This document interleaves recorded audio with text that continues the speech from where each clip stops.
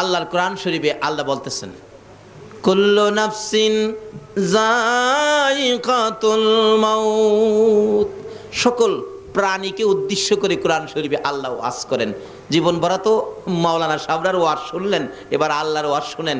আল্লাহ সকল প্রাণীকে উদ্দেশ্য করে বলতেছেন, কোরআন শরীফে ওয়াজ করতেছেন, সকল প্রাণী একদিন মৃত্যুবরণ করতে হবে। তাহলে মহিলারাও মরবো কিনা বলুন তো? তাহলে মহিলাদের ওয়াজ শোনা দরকার আছে না? যারা এখন ঘুমাইরি চেহারার ভাগ্যটা ভালো না খারাপ? আহা, রাবিয়া বস্তি কি মহিলা ছিল না পুরুষ ছিল? রাবিয়া বস্তির তো মৃত্যুবরণ করেছে, কি বলেন ঠিক নি?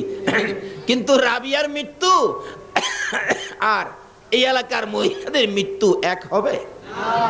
রাবিয়া মৃত্যুবরণ করে কবরে শুইছে।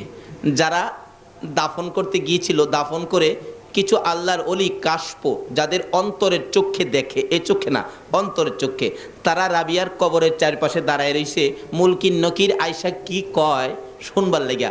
রাবিয়া তো একটা মহিলা মিয়া, দাঁড়ায় রয়েছে। জিগায় মুলকিন নকির আয়সা, জিগায় তোমার রব কে? রাবিয়াকে জিগাই তোমার রব কে? রাবিয়া কবরে কথা কয়, হে মুলকিন নকির, তোমরা যে এইভাবে জিজ্ঞেস করবা এটা আমি জানি, আমার নবী কইছে। এটা কেমন মহিলাও? অহানের মহিলারা তো কোন হলে কোন বই চলে, কোন বারে টিভি কোন বই দিব এই খবর কইতারে কি। আর রাবিয়া কেমন মহিলা? কবরের মধ্যে মুলকিন নকিরের সাথে জবাব দেন, এ মুলকিন নকির, এই কথাগুলি যে তুমি জিজ্ঞেস করবা এটা আমার নবী কইছে আমি জানি। শোনো, তুমি জিজ্ঞাইছো আমার রব কে, আমি রাবিয়া যদি বলি আমার রব আল্লাহ, আল্লাহ যদি কয় রাবিয়ার আমি চিনি না, তাইলে আমার কথার কোনো দাম হবে? কি সুন্দর পয়েন্ট দেখছেন। এখন তো দেখবেন বড় বড় ব্যবসায়ী পয়সাওয়ালা মন্ত্রী মিনিস্টার হইলে যার আত্মীয় না হ্যাঁ কিন্তু কয় আমার আত্মীয়। আর গরিব যদি আত্মীয় হয় কয় না এর আমি চিনিই না।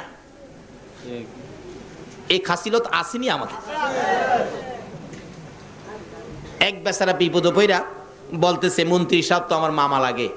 থানার ওসি সাহেব টেলিফোন করলেন, হ্যালো স্যার, এমকটা ছেলে, এমক নাম, এরকম উঁচা নাম্বার, চেহারার গঠন এই, আপনার ভাগিনা অপরাধে ধরাত পড়ছে, আমরা থানায় আনছি স্যার, আমরা কি ছেড়ে দিব? মন্ত্রী বলেন, আমার তো বইনই নাই, তে ভাগনা হইলো কোত্থেকে? কোন কি কাহা, আমার কোনো ভাগনা ভাগ্নি নাই,